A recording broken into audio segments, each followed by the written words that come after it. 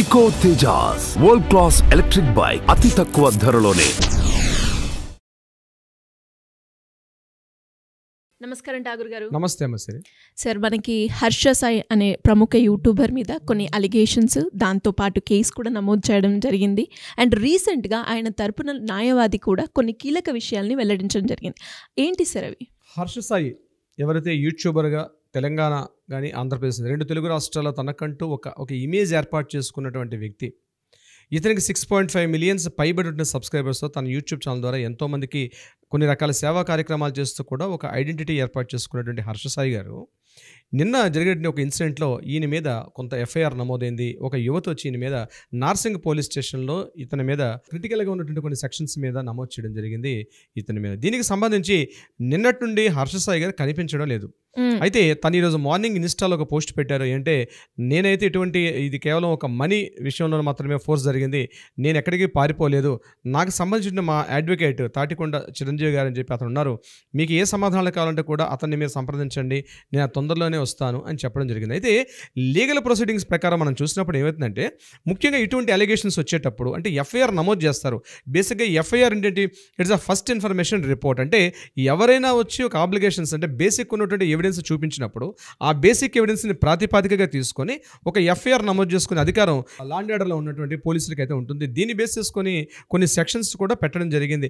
నిజంగా ఆ sections is there yes or no అన్నది రేపు పోలీసు మన కోర్టులో జరిగిన ట్రయల్స్ ద్వారా మాత్రమే మన కన్ఫర్మేషన్ జరుగుతుంది. అయితే ఈ మీన్వేల్ ఇతను ఏం చేయొచ్చు అంటే ఇతను బెయిల్ పొందే అవకాశం ఉంటుంది ఈ వ్యక్తి. అందులో హర్ష బహుశా నాకు తెలిసి ఈ బెయిల్ పొందే అటువంటి కార్యక్రమాలు ముఖ్యంగా యాంటిసిపేటరీ బెయిల్ వస్తుంది, దాన్ని డిస్ట్రిక్ట్ కోర్టుకి ఇస్తారు. ఒకవేళ డిస్ట్రిక్ట్ కోర్టులో ఆ బెయిల్ ఒకవేళ ఫెయిల్ అయినప్పుడు డెఫినెట్గా హైకోర్టుకి వెళ్తారు, హైకోర్టులో యాంటిసిపేటరీ బెయిల్ తెచ్చుకోవచ్చు. బహుశా నేను అనుకుంటాను అడ్వకేట్ నుండి తాటికొండ చిరంజీవి గారు ముందుకు వచ్చారు, మీడియా ముందుకు వచ్చారు, మాట్లాడడం జరిగింది.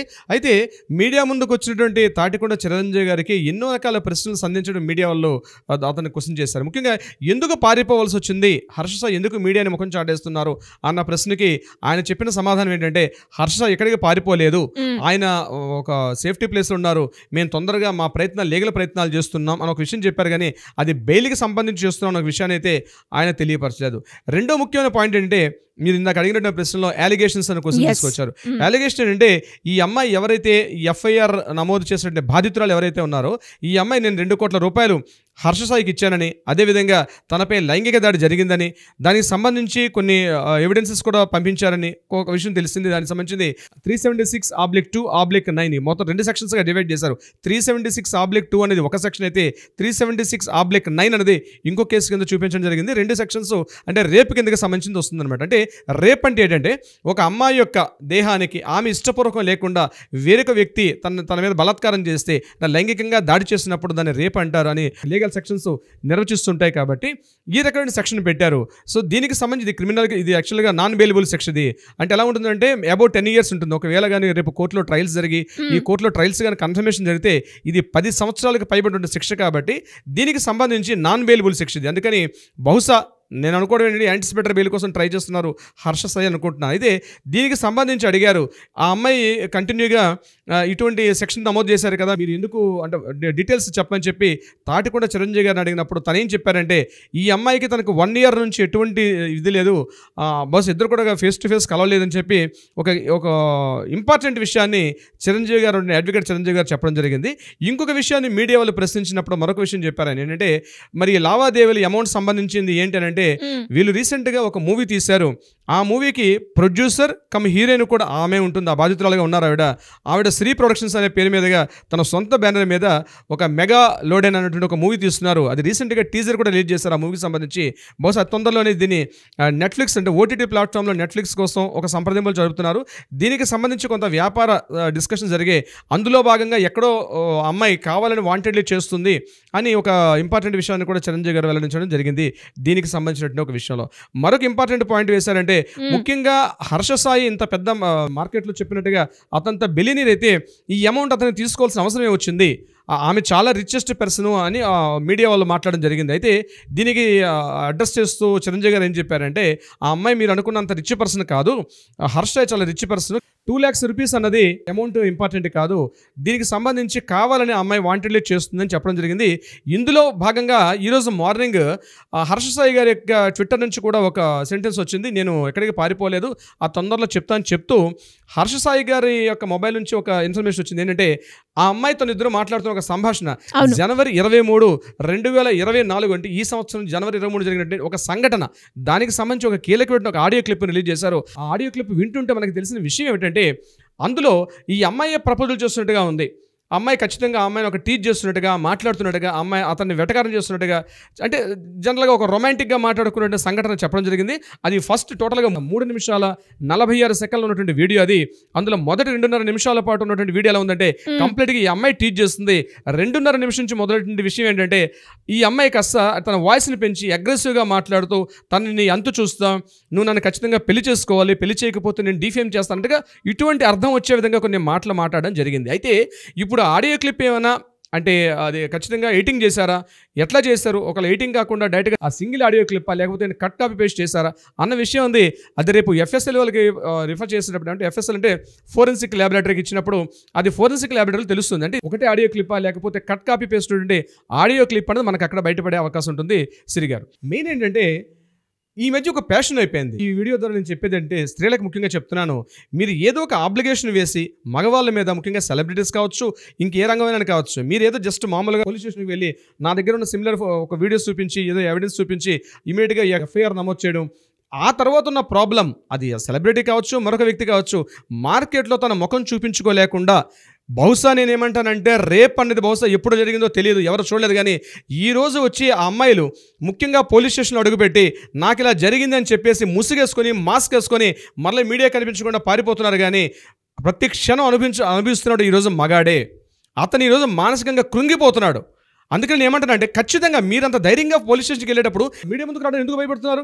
డెఫినెట్గా రండి, మీరు చెప్పండి, అట్లీస్ట్ మీరు స్కార్ఫ్ వేసుకోనో మాస్క్ వేసుకోనో ఏదో ఒకటి మాట్లాడండి. మీరు ఎందుకు ముఖం చాటేసుకుని మీరు ఎందుకు వెళ్ళిపోతున్నారు?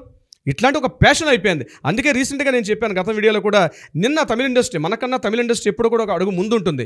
ఇందులో భాగంగా నిన్న జయం రవి గారు తన పార్ట్నర్ ఆర్తితో తన విషయంలో గొడవపడ్డారు.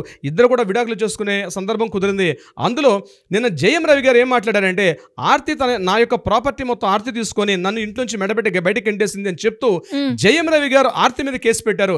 అది నిన్న ఈవినింగ్ ఇదే టైంలో, బహుశా మనకి ఇక్కడ నార్సింగి పోలీస్ స్టేషన్లో ఏదైతే ఇక్కడ నమోదైందో అదే సమయంలో అక్కడ కూడా ఆ కేసు నమోదైంది.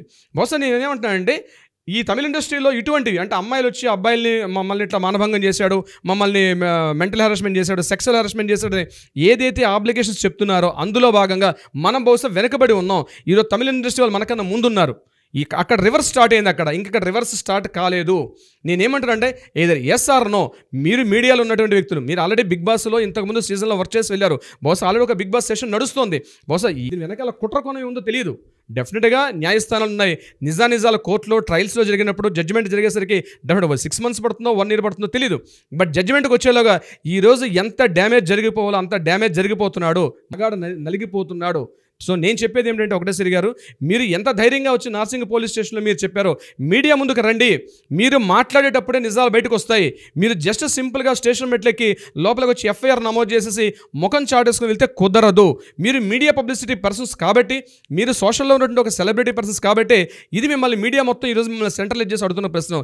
దయచేసి ఎవరైనా ఇటువంటి ఆలోచనలు ఉంటే ఇప్పుడే ఈ వీడియో చూసిన వాళ్ళు తెలుసుకోండి. డెఫినెట్గా మీకు ఆ ధైర్యం ఉంటారండి. అంతేగాని సింపుల్గా గుడ్డ కాల్చి ముఖం మీద వేసేసి సామెత చెప్తారు తెలంగాణలో. ఇటువంటి ప్రతికూల దాడులు కానీ ఇటువంటి అభాండాలు లోనవ్వకండి. నేను చెప్పేది మీ దగ్గర ఉంటే డెఫినెట్గా రండి, మీడియాకి వచ్చి మాట్లాడండి. ఎందుకు భయం మిమ్మల్ని? అండ్ అదేవిధంగా సార్, మనం కొన్ని యాంగిల్స్లో కావచ్చు, కొన్ని న్యూస్లో కావచ్చు, మనం చూస్తే ఎస్పెషల్లీ మ్యూచువల్ అండర్స్టాండింగ్ లేనిదే ఇంత జరిగిందా అని అనేవాళ్ళు కూడా కొందరున్నారు.